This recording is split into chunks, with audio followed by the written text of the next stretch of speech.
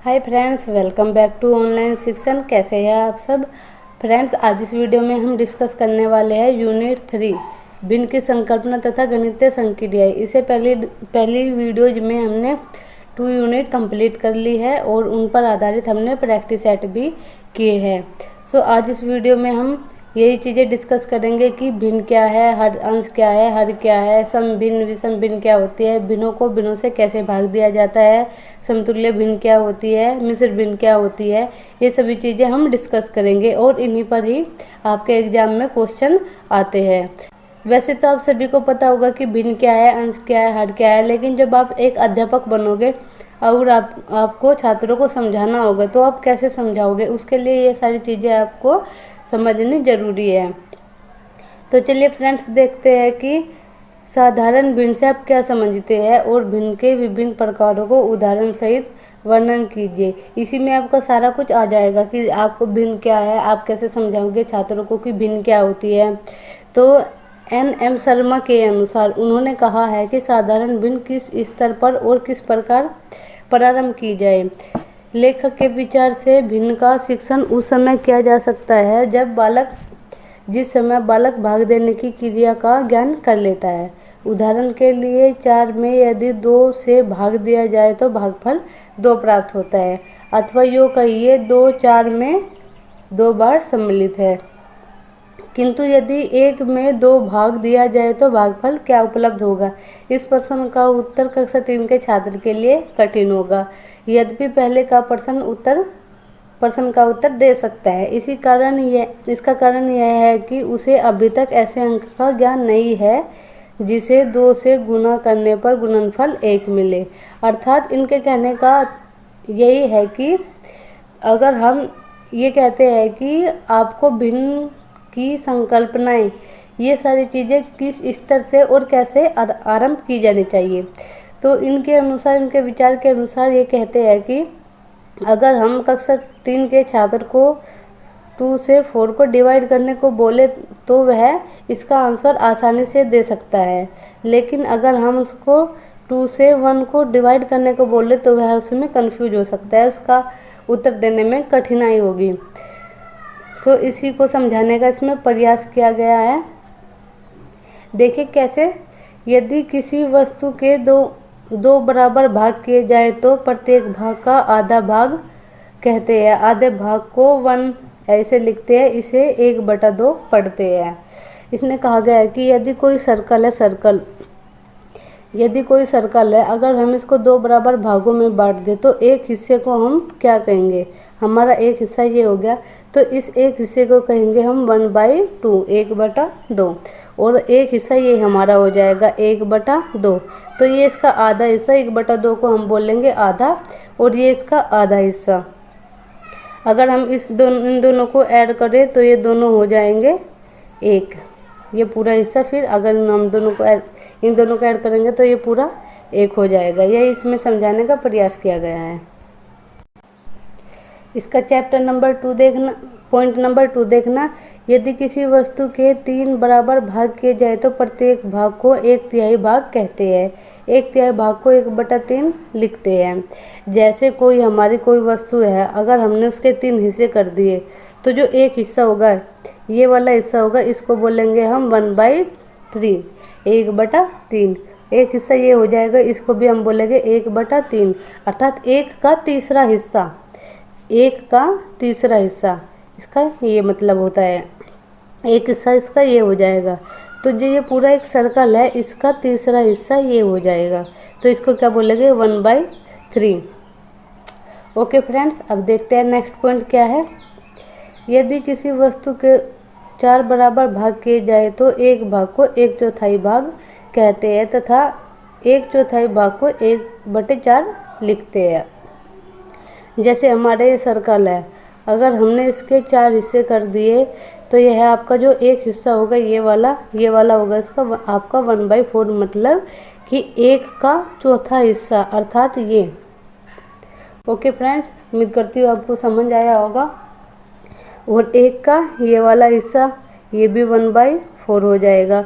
अगर हम इसको आधा ऐसे करें तो ये हो जाए आपका 1/2, ये आधा हो जाएगा। ये करेंगे इसका आधा हो जाएगा, और आधे में से आधा करेंगे तो उसको 1/4 हो जाएगा, और इसको 1/4 भाग कहते हैं। तो चलिए अब आगे देखते हैं। सो फ्रेंड्स, आपको ये सभी चीज़ें समझ आई होगी कि 1/3 किसे कहते हैं, 1/4 किसे कहते हैं और आधा किसे कहते हैं, यही इसमें समझाया गया है।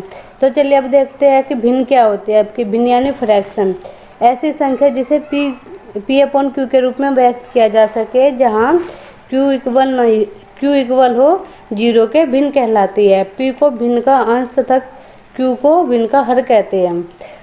यानी अगर हमारी कोई संख्या पूर्णांक P/Q के रूप में हो और Q 0 के बराबर नहीं हो, जैसे 2/3 या -4/5, तो ये सभी आपकी भिन्न हो जाएगी। जो ऊपर होगा इसको अंश कहा जाएगा और जो नीचे होगा इसको हर कहा जाएगा। लेकिन इसमें यहाँ एक कंडीशन कही गई है कि आपका Q 0 हो सकता है, सॉरी P इक्वल नहीं होने चाहिए 0 के। अर्थात जैसे हमने इससे पहली वीडियो यूनिट नंबर 2 में पढ़ा था कि कोई भी भिन्न P/Q के रूप में हो सकती है, लेकिन Q 0 के बराबर नहीं होना चाहिए, क्योंकि अगर हम किसी भी संख्या से 0 को डिवाइड करेंगे तो वह अनंत आएगा। अगर हम किसी संख्या से 0 को भाग करते हैं तो वह आपका 0 आ जाता है, लेकिन अगर हमें 0 से डिवाइड करना हो तो वह आपका अनंत आएगा। तो यहाँ P को भिन्न का अंश तथा Q को भिन्न का हर कहेंगे। जो ऊपर होगा ये P, इसको अंश कहा जाएगा, और जो नीचे होगा वह आपका हर कहा जाएगा। अब देखते हैं समभिन्न क्या है।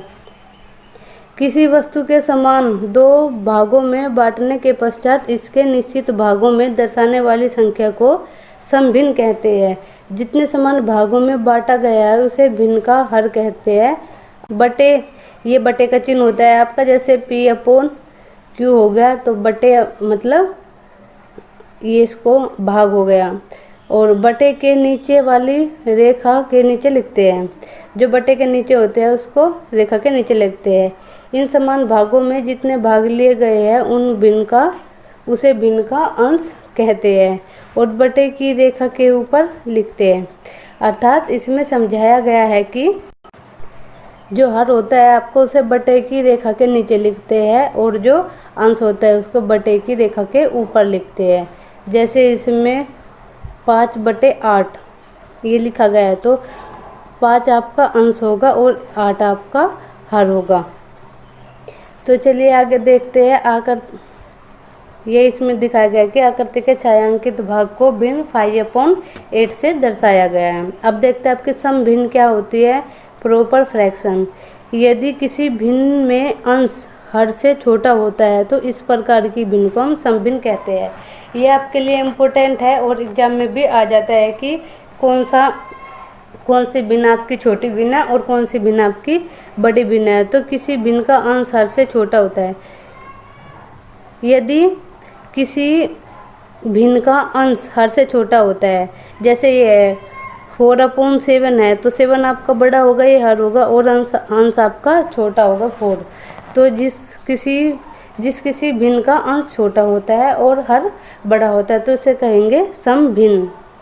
और इसमें यहाँ पर एक निष्कर्ष निकल के आता है कि जिन भिन्नों में अंश हर से छोटे होते हैं वे एक से छोटी भिन्न होती है। जैसे ये है कि 1/7, अगर हम 7 से इसको डिवाइड करेंगे तो 0.0 कुछ आएगा आपका, ओके। तो यह 1 से छोटा होगा। अगर हम लिखते हैं कि 4/2, अगर 2 से इसको डिवाइड करें तो यह 1 से ज़्यादा आएगा, ओके। अगर हम 2/4 लिखें तो यह 1 से छोटा आएगा। वो कैसे, जैसे इसको इससे डिवाइड करेंगे 2 1 जा 2, 2 2 जा 4, तो 1/2 ये होगा आपका आधा, तो ये 1 से छोटा होगा। यह इसमें समझाया गया है कि जिन भिन्नों के अंश हर से छोटे होते हैं वे एक से छोटी संख्या होती है। अब देखते हैं विषम भिन्न क्या होती है। विषम भिन्न, यदि किसी भिन्न में अंश हर से बड़ा या बराबर होता है तो इस प्रकार भिन्न को हम विषम भिन्न कहते हैं। जैसे 5/2, 12/7, 8/3, 17/11। उम्मीद करती हूँ आपको समझ आया होगा सम भिन्न और विषम भिन्न। अब देखिए आप कैसे होता है कि सम भिन्न और विषम भिन्न।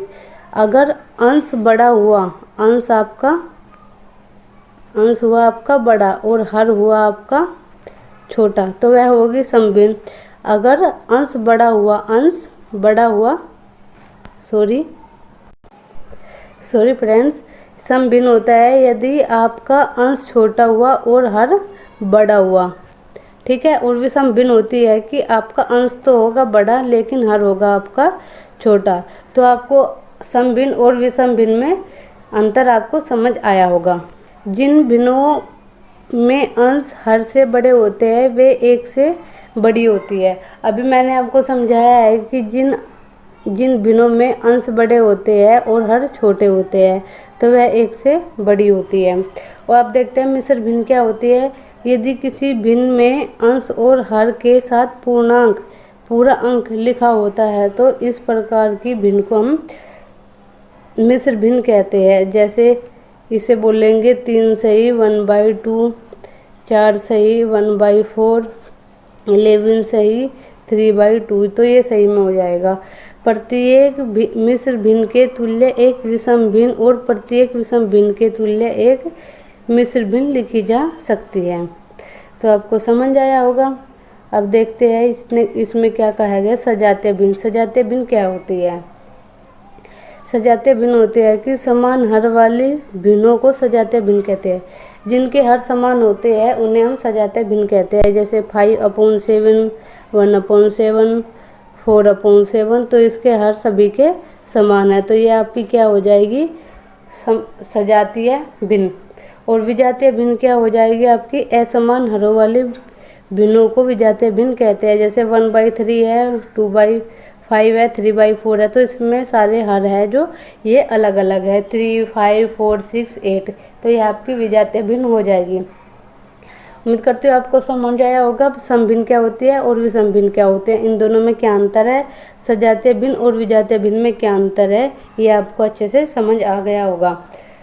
अब देखते हैं समतुल्य भिन्न क्या है। किसी दी हुई भिन्न की समतुल्य भिन्न उसके अंश और हर में एक ही संख्या से गुना करके ज्ञात की जा सकती है।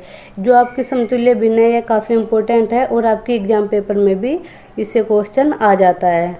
तो समझिए इसको क्या कहा गया है कि यदि किसी दी गई भिन्न के अंश और हर को एक ही शून्योत्तर संख्या से गुणा करने अथवा भिन्न के अंश और हर को उसके उभयनिष्ठ गुणनखंड एक के अतिरिक्त यदि कोई हो तो भाग देकर प्राप्त किया जा सकता है। हम इसको एग्जाम्पल के माध्यम से समझेंगे। यदि भिन्न के हर समान हो और अंश, तो छोटे अंश वाली भिन्न बड़े अंश वाली भिन्न से छोटी होती है। यदि भिन्न के अंश समान हो तो छोटे हर वाली भिन्न बड़े हर वाली भिन्न से बड़ी होती है। तो समझिए क्या कहा गया है।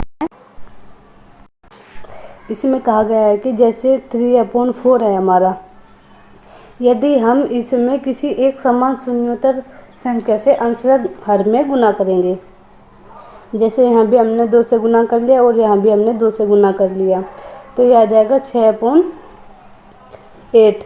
तो यह आपकी 3/4 के समतुल्य भिन्न होगी 3/8। आपके एग्जाम में भी ऐसे क्वेश्चन आते हैं कि आपको ऑप्शन में दे दिया गया है कि जैसे 4/5 है और ऑप्शन में दे दिया गया है कि आपको 8/10, 12/15, 16/20।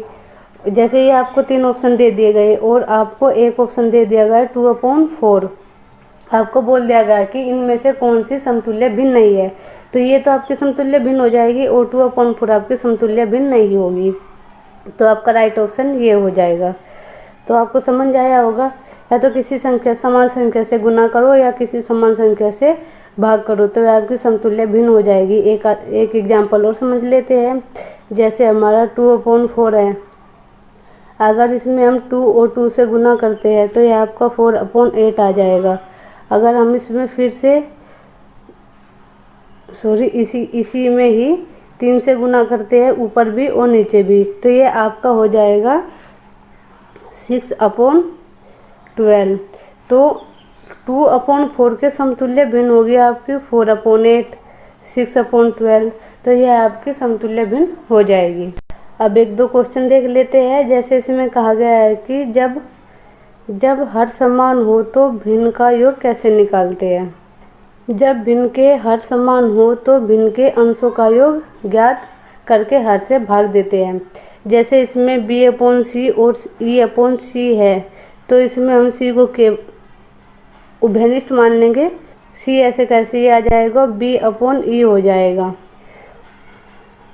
आपका ऐसे उनका योग निकल जाएगा। जैसे 1/5 2/5 है, अगर हमको उनका योग करना हो तो आपको क्या आ जाएगा, 5 आ जाएगा। आपका हर समान है तो ये समान आ जाएगा। इसका एलसीएम लेंगे तो ऊपर आ जाएगा आपका 1/2, तो ये आ जाएगा आपका 3/5।